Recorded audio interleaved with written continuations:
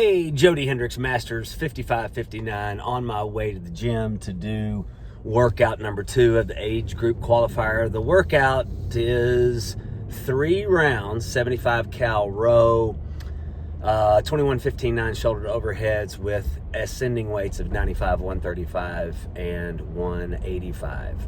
So thinking about this workout and trying to figure out what kind of my prediction is for time and breakups. The row, I'm not the best rower. I'm not terrible, but I'm not a good rower. So, you know, my thinking is average about 1,200 on the row, which puts you, you know, at about 3.5 minutes or so, maybe, well, closer to 4 minutes actually per row. I think that you're going to have some slowdown, especially on the beginning of the second and third row, while you kind of let your heart rate recover. So maybe you average, do you think, 5 minutes per row with transition time and everything else? So that blocks out 15 minutes of the workout, which is, a lot. The shoulder to overheads shouldn't take too long in theory. The question is, how do you break them up? So the 95, the only reason why I would break those up is to keep my heart rate down, because 95 is obviously pretty pedestrian for most of us. So probably go either unbroken or like maybe 15-6, just to try to, again, keep the heart rate down. But my thinking is, what's the point? Why not just do all of them unbroken, and you can kind of recover on the row? Or even if you're rowing very slowly initially, you're still scoring points, scoring reps. So it'll either be a short break at 15, or just do all 21 unbroken. And then that second row is going to be a little bit tough. Obviously, your heart rate's going to spike after doing those 95 shoulder to overheads. So I'm thinking, try to, at least for the first 15 cals or so, kind of recover, and then settle into a nice, good row pace,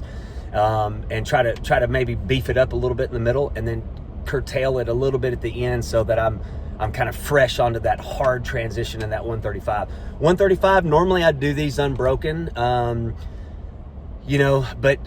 trying to conserve energy and, again, keep that heart rate down. Number one, I'm going to make sure that I am doing push jerks and not push presses, to try to, just save some shoulder strength for the 185 and for that last row.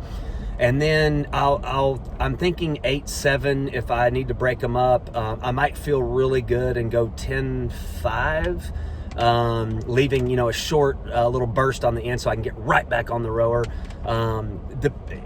I could potentially, I don't think going unbroken would be really smart here, but I know I could easily get through those, but then, to what end? What's left on that last row?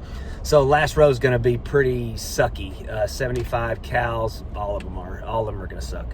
But anyway, the question is on the 185. Of course, you empty the tank on that. I just did some push jerks with my buddy JB. Was able to do 195 pretty easily for sets of 5. So I have no doubt that I could get through the 185 unbroken, fresh. But I mean, what are you gonna have left? I have no idea. So is it 4-3-2? Is it 5-4? Or do you just rest in the front rack and just not put the damn thing down? Well, we'll find out. It's going to be fun. I'll have a little recap here in about 5 seconds. Dang, I didn't even give my prediction time. So with rows taking approximately, let's just call it kind of 5 minutes with transition and whatnot, and then call it kind of 3 minutes-ish for the shoulder to overheads. I'm thinking somewhere in the 17-minute range. And I'll say this, if I'm over 17, I'll be a little bit disappointed. I do think under 17 is possible. I've kind of estimated the times a little bit conservatively so that I can hopefully come in under that 17-minute window. And depending on how I feel on the road, it could go either way. So again, we'll see you in a couple minutes. All right, just finished up workout number 2.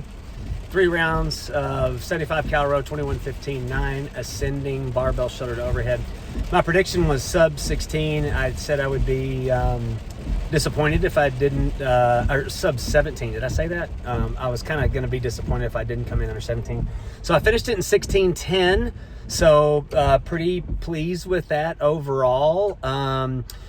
If you are by chance watching this and you haven't done this workout yet and you're going to, I made a couple of rookie mistakes.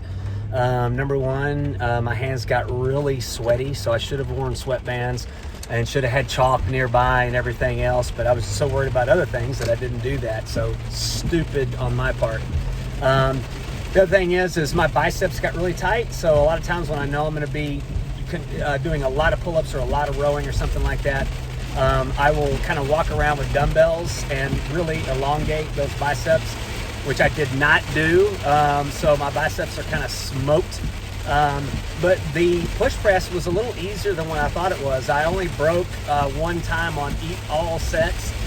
Could have done really all of them unbroken. The only reason why I broke the first two was just to keep my heart rate down, which I think paid off. It allowed me to kind of recover a little bit early in the row and then pick my row pace back up. And then the last one, my hand was so wet that I just thought the barbell might slip a little bit, and I kind of lost confidence. So I put the barbell, the 185 down at 7, and then came back and popped the last 2.